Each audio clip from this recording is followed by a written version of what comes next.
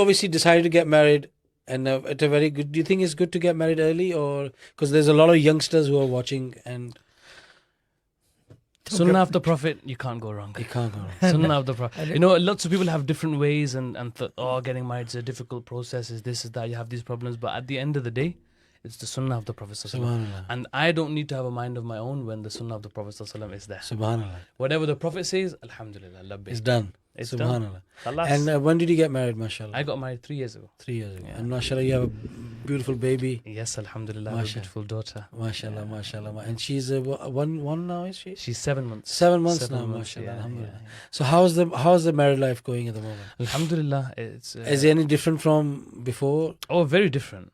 Very different. It's very different. हर शादीशुदा यही कहता है. मैं पसंद ही कुछ कर रहे हैं लेकिन I'm on the edge. Yeah. अगर defending it. अगर सुनना ना होता तो मैं कभी ना करता.